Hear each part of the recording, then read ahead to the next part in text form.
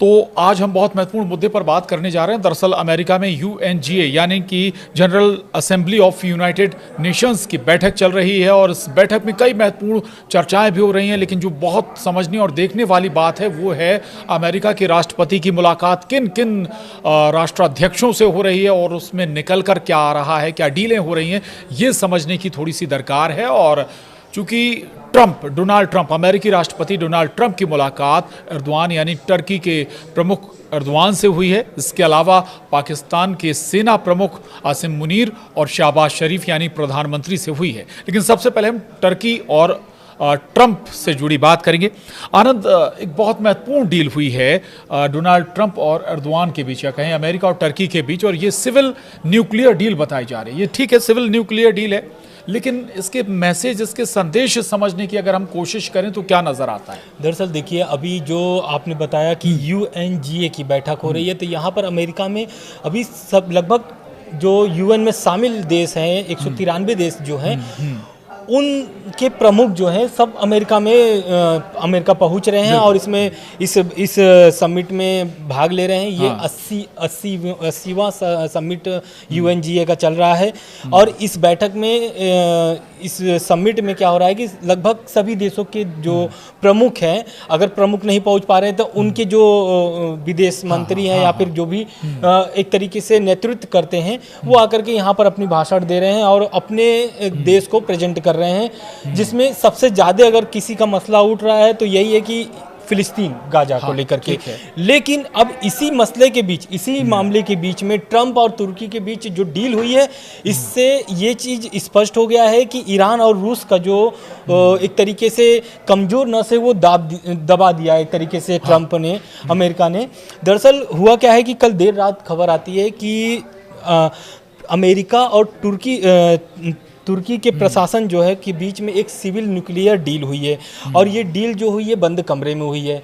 और इसका एक फ़ोटो भी जारी हुआ है जिसमें तुर्की के जो राष्ट्रपति हैं रिसेप तैयब एर्दोआन वो भी हैं, और अमेरिका के जो राष्ट्रपति हैं डोनाल्ड ट्रंप, वो दोनों पीछे खड़े हैं। और उनके आगे प्रतिनिधि जो उनके साथ शामिल थे, वो लोग एक उस पर हस्ताक्षर किए हैं फाइल पर, जिसमें ये सिविल, पहले आप ये समझ लीजिए कि सिविल न्यूक्लियर डील है क्या। दरअसल सिविल न्यूक्लियर डील ये है, जो भी तुर्की अपना न्यूक्लियर प्रोग्राम चला रहा है उसमें सीधे सीधे अमेरिका की हस्तक्षेप होगी, यानी सीधे सीधे वो शामिल हो जाएगा उस प्रोग्राम में, न्यूक्लियर प्रोग्राम में शामिल हो जाएगा। मॉनिटर भी पूरा रहेगा अमेरिका, बिल्कुल। हालांकि मॉनिटर IAEA करता है। दरअसल क्या हुआ है कि जो न्यूक्लियर ठिकाने होते हैं या जो भी न्यूक्लियर प्रोग्राम चलाते हैं देश, उसका एक संस्था है जो है IAEA, अंतर्राष्ट्रीय परमाणु ऊर्जा एजेंसी।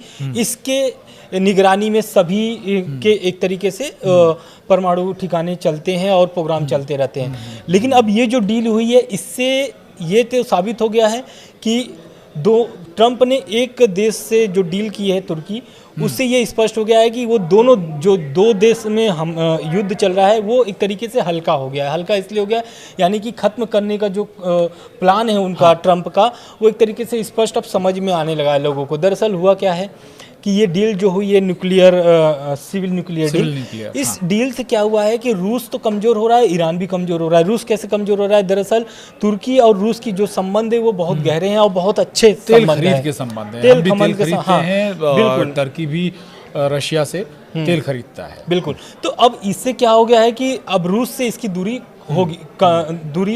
होना शुरू हो जाएगा, क्योंकि जाहिर सी बात है अमेरिका अब सीधे सीधे हाथ बढ़ा दिया है। और ट्रंप ने एक तरीके से ये भी दर्शा दिया है कि अगर तुर्की सही तरीके से शामिल होता है या सही तरीके से पेश आता है तो उनके साथ और सारे डीलें जो आगे चलने वाली हैं वो स्टार्ट हो जाएगी। जैसे कि F-35 हो गया, उसमें भी वो शामिल करने की बात कहे हैं कि F-35 जो प्रोग्राम है, जेट प्रोग्राम है, उसमें तुर्की को शामिल किया जा सकता है आने वाले समय में, अगर तुर्की और अमेरिका का संबंध सही रहे तो। ठीक है। लेकिन आनंद, चूंकि अभी तेल का जिक्र हो रहा था, भारत बहुत बड़े पैमाने पर तेल खरीदता है, आयात करता है रशिया से, और स्वाभाविक है अमेरिका लगातार दबाव भी डाल रहा था, प्रेशर डाल रहा था कि आप तेल आयात कम करें, बल्कि बंद ही कर दें रशिया से। और टर्की भी तेल बड़े पैमाने पर आयात करता है। यानी एक यहाँ पर ट्रंप का एक दाव फेल हो गया। इंडिया ने साफ कर दिया कि भाई वो अपनी ज़रूरतों के हिसाब से तेल खरीदेगा, जो भी ज़रूरतें हैं, इकोनॉमी के लिए ज़रूरतें हैं। दूसरी तो ये दाव फेल होने के बाद क्या अब और दूसरी दूसरे दाव ट्रंप अपना रहे हैं, यानी टर्की को टारगेट करें कि टर्की पर दबाव डाला जाए कि वो तेल खत्म करें। इसके लिए कई, अगर हम कहें, प्रलोभन भी वो दे रहे हैं बिल्कुल। ट्रंप को। अगर आप पूरी बात समझें ट्रंप की, तो वो प्रलोभन भी दे रहे हैं कि ये सिविल न्यूक्लियर डील जरूर कर लिए। इसके अलावा भी आप F-35 प्रोग्राम का जिक्र कर रहे थे, कुछ और भी प्रोग्राम हैं जो ट्रंप कह रहे हैं कि अगर ऐसा होता है तो फिर आगे हम देखेंगे कि ये हमारे लिए क्या कर रहे हैं, तब हम टर्की के लिए उस तरह से करेंगे। दूसरा, हमें थोड़ा सा इस पे ईरान का इन्वॉल्वमेंट बताइए, ईरान पर इसका क्या इफेक्ट होगा?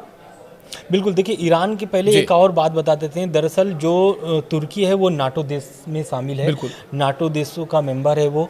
तो जिस तरीके से पुतिन नाटो देश में सेंध मार रहे थे तुर्की के माध्यम से, लेकिन अब वही तुर्की जो है उनके हाथ से छटक चुका है। एक तरीके से वो नाटो देश में ऑलरेडी अमेरिका है भी, तो जो सेंध साध रहे थे पुतिन, अब वो कमज़ोर पड़ता नज़र आ रहा है। इससे क्या होगा कि जो युद्ध की जो संभावनाएं हैं, दरअसल ट्रंप ये चाहते हैं कि जो डील हुई है उससे ये है कि उनको यूक्रेन युद्ध खत्म करने में तुर्की से बहुत सहयोग मिलेगा।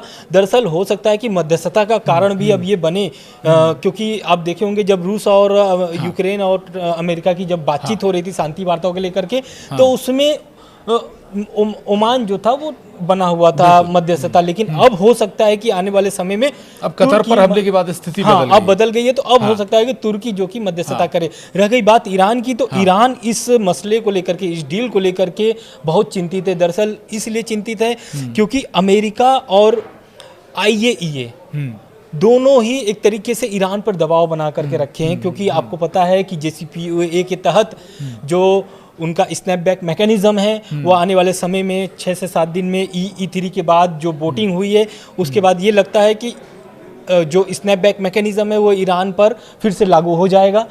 18 अक्टूबर लास्ट डेट है उसका। 10 साल का जो एग्रीमेंट हुआ था उसके अगर आधार से देखा जाए तो उसके पहले ही फिर से ये लागू कर दिया जाएगा।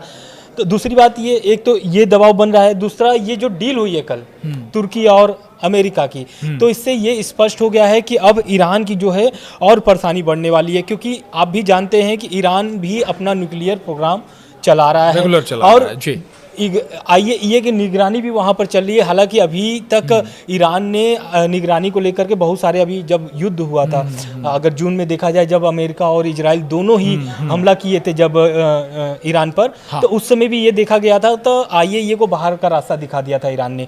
लेकिन अब मामला सुधरा है थोड़ा बहुत, तो IAEA को फिर से एंट्री मिली है, लेकिन अभी निरीक्षण करने के लिए बहुत सारे ऐसे जो ठिकाने हैं, न्यूक्लियर प्लांट है जो, वहाँ पर अभी अनुमति ईरान की तरफ से नहीं दी गई है। ठीक है, एक बात और है, आप कह रहे हैं कि अब शायद हो सकता है कि टर्की की भूमिका हो जाए मध्यस्थता के तौर पर, लेकिन वाकई लगता है कि रूस इस युद्ध को, जो यूक्रेन पर जारी युद्ध है, उसे रोकना भी चाहता है। मध्यस्थता आप कोई भी करें, यहाँ युद्ध रोकने से ज़्यादा मकसद ट्रंप का नज़र ये आता है कि वो ये दिखना चाहते हैं, शांति दूत के तौर पर दिखने का ज़्यादा, मुझे लगता है कि शायद दिखना ज़्यादा एक इसमें जो फैक्टर, वो बड़ा फैक्टर है। बिल्कुल फैक्टर इसलिए क्योंकि उनको चाहिए नोबेल पुरस्कार। बिल्कुल। और जैसा कि आपने बात पहले स्टार्टिंग में बताया भी कि पाकिस्तान के जो प्रधानमंत्री हैं नवाज शरीफ, और महान नेता बताया, महान नेता उनको बताया है, साथ में जो वहाँ के चीफ हैं, आर्मी चीफ हैं मुनीर, उनको भी महान नेता, दोनों को महान नेता बताया। इसलिए बताया है क्योंकि वो ट्रंप के लिए एक तरीके से नोबेल पुरस्कार की मांग की है कि भाई ट्रंप को नोबेल पुरस्कार मिलना चाहिए, शांति नोबेल पुरस्कार। शांति किस बात का? दरअसल ट्रंप जो है वो लगभग तरीके से सभी देशों में जो युद्ध चल रहे हैं उसको रोकवाने का श्रेय ले रहे हैं। आप देखे भी हैं भारत पाकिस्तान को लेकर के, अभी UN में 2 दिन पहले जब उन्होंने भाषण दिया उसमें भी वो जिक्र किया कि भारत पाकिस्तान का युद्ध उन्होंने रुकवाया है। लेकिन अब ये जो मुलाकात हुई है ट्रंप और शहबाज शरीफ और इनसे मुनीर से, इससे एक तरीके से वो सुधारने का प्रयास कर रहे हैं और भारत पर दबाव बनाने का प्रयास कर रहे हैं कि भारत बिल्कुल अपने लिए, मतलब अपने लिए आप कह रहे थे नोबेल पुरस्कार विजेता, नोबेल पुरस्कार चाहिए उन्हें, ठीक बात है, ये कोशिश होगी पाकिस्तान को अपने साथ में लाकर। अब भारत का जिक्र कर रहे थे, मैं ये कह रहा हूँ भारत के नज़रिए से कैसा होगा? एक तरफ टर्की भी हमारा, जिससे हमारे बहुत अच्छे संबंध नहीं रहे, बिल्कुल। दूसरा पाकिस्तान हमारा चिर प्रतिद्वंदी, दुश्मन कहें या जो कुछ भी कहें, चाहे क्रिकेट का मैदान हो तब भी वही फाइट नज़र आती है, जंग का मैदान हो तब भी वैसे ही दुश्मन आमने सामने खड़े नज़र आते हैं। और पाकिस्तान के साथ अगर अमेरिका खड़ा हो रहा है तो फिर हमारे लिए चिंता का सबब है। बिल्कुल सबब इसलिए है क्योंकि देखिए तुर्की से भी संबंध बहुत ज़्यादा भारत के अच्छे नहीं रहे हैं, और पाकिस्तान से आप देख ही रहे हैं फिलहाल के जो घटनाएं क्रम हुए हैं, अगर उसको आप अगर समेटे तो आप समझ सकते हैं कि पाकिस्तान के साथ साथ जो तुर्की के साथ डील हुई है अमेरिका की, तो कहीं ना कहीं अमेरिका भारत पर दबाव बना रहा है पाकिस्तान और तुर्की के माध्यम से। तो कहीं ना कहीं ईरान, रूस और भारत तीनों के लिए ये सबब चिंता का सबब है। लेकिन अगर बात किया जाए भारत के लिए, तो भारत भी अपनी रणनीति बहुत अच्छे तरीके से बना रहा है। आने वाले समय में इसका परिणाम भी लोगों को देखने के लिए मिलेगा, क्योंकि भारत के साथ भी अभी आप देखे होंगे कि एससीओ की जो बैठक हुई थी उसमें खुद प्रधानमंत्री नरेंद्र मोदी खुद चीन गए थे, और उसमें जो शामिल हुए थे रूस के। उस बैठक से हमें से जोड़ें क्या कि मैसेज, बिल्कुल आप उसको जोड़ इंडिया ने सकते भी, हैं। भारत ने भी मैसेज दिया अमेरिका के लिए कि अगर आप टैरिफ हमारे ऊपर लगा रहे हैं, तेल को रोकने का दबाव बना रहे हैं, आपने टैरिफ बढ़ा दिया था, जवाब रशिया और चाइना के साथ खड़े होकर भारत ने दिया था। तो अब ये बिल्कुल आप देख सकते हैं, क्योंकि देखिए अब चीन भी कहीं ना कहीं एक तरीके से भारत के सामने, मतलब भारत के आगे एक तरीके से सहयोग करने की मूड में अभी दिख रहा है। क्योंकि आप देखे होंगे कि जब वीजा वाला मामला चल रहा था, H1 वीजा जब उन्होंने बंद कर दिया, तब चीन ने एक ऑफर सभी दुनिया, मतलब सभी देशों को दिया कि आप आइए, हमारे लिए दरवाजा खुला है। उन्होंने एक वीजा प्लान भी बताया कि यहाँ पर आइए, आप बढ़िया अपना बिजनेस करिए, रहिए, काम करिए, आगे बढ़ाइए देश को। तो इस टाइप से है। लेकिन ट्रम्प को देखिए, अगर मतलब एक तरीके से कमजोर करने की अगर नीति देखा जाए तो रूस और चीन, क्योंकि पूरा टारगेट भारत नहीं है, अगर ऐसे कायदे से अगर देखा जाए तो ट्रम्प जो है वो भारत को आड़ लेकर के चीन और रूस को साध रहे हैं। लेकिन इसमें आप देखिएगा आने वाले समय में, हालांकि ये जो डील हुई है, इस डील का अगर पूरा निष्कर्ष निकाला जाए तो कहीं ना कहीं रूस और ईरान के लिए भारी नुकसान पहुंचाने की जो एक तरीके से आप देख सकते हैं। क्योंकि अगर तुर्की अगर मध्यस्थता करने की मूड में आ गया और मध्यस्थता करने के अपना वो बना लेता है फॉर्मूला, तो कहीं ना कहीं रूस से संबंध उनके अच्छे हैं तुर्की के।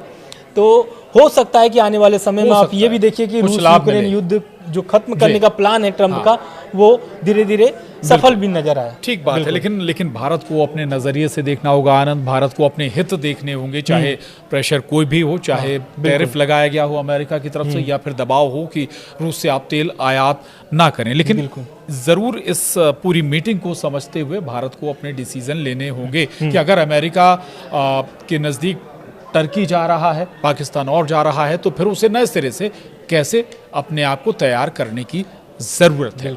आज के लिए इतना ही। नमस्कार।